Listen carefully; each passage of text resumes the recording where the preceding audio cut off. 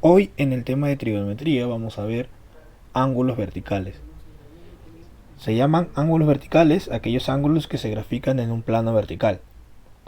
Y para poder analizarlos vamos a establecer la siguiente situación. Una persona, un observador, quiere mirar a un ave que está por encima de él y a un barco que está por debajo. Entonces, para observar un objeto, las personas o el observador tiene que emitir rayos visuales. Bien, entonces para observar esa ave vamos a emitir un rayo o línea visual. Y para el barquito también va a ser igual, ¿no? Emitimos una línea visual. Ahora, hay otra línea teórica que nos va a servir para poder graficar los ángulos verticales, que viene a ser la línea horizontal. ¿Bien? Esta línea horizontal, como le dice su nombre, es una horizontal y es una línea teórica que nos sirve para establecer primero el ángulo de elevación, ¿no? El ángulo de elevación es aquel ángulo que se grafica entre la línea horizontal y la línea visual que está por encima. ¿Bien? Y el ángulo de depresión es aquel ángulo que se grafica entre la línea horizontal y la línea visual que está por debajo. Quiero que notes que estos ángulos verticales se grafican entre una horizontal y una línea visual. ¿Correcto? Ahora, un tercer ángulo vertical podría ser el ángulo de observación, ¿no? Para poder mirar o observar un objeto completo, como mínimo debemos trazar una línea visual hacia la parte inferior y una línea visual hacia la parte superior. Entonces, ese ángulo entre esas líneas visuales se denomina ángulo de observación, ¿no? Es el ángulo con el que observo todo el objeto. Ahora,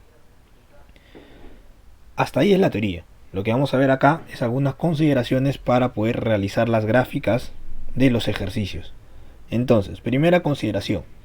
Si en un problema me mencionan la altura del observador o de la persona, entonces yo tengo que graficar un bosquejo de la persona y considerar su altura.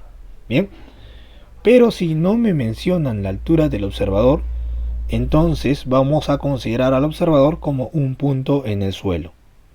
Y a partir de ese punto vamos a trazar las líneas visuales. Ahora, incluso si fuese, por ejemplo, nos dicen en el techo de un edificio, entonces, y no nos hablan de su altura, entonces consideramos un punto en el techo, ¿ya? Y desde ahí trazamos las líneas visuales. Ahora, algo que hay que tener presente es que si estamos en el suelo, ¿no? En el primer caso, si estamos en el suelo, la línea horizontal suele coincidir con la superficie, ¿ya? Suele coincidir con la superficie, a menos que me digan que no es así. ¿Correcto? Ya. Ahora, siendo un problema, ya me ha mencionado su altura, entonces bosquejo a la persona y su altura. ¿Qué es lo que sucede? Que nosotros vamos a trazar las líneas visuales no a partir de los ojos, sino de la parte más alta de una persona. ¿Para qué? Para poder utilizar la altura de la persona como una magnitud que nos va a servir, ¿ya? Porque si no, tendríamos que saber cuál es la longitud entre los ojos y la parte más alta, ¿no? Tendríamos que conocer esa longitud. Y al ser despreciable, mejor empezamos a trazar las líneas visuales a partir desde la parte más alta. ¿Correcto?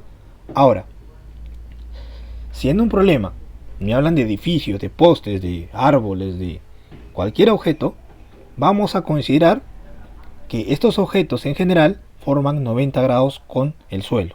¿Ya? Forman 90 grados con el suelo. ¿El árbol también forma 90 grados? Sí.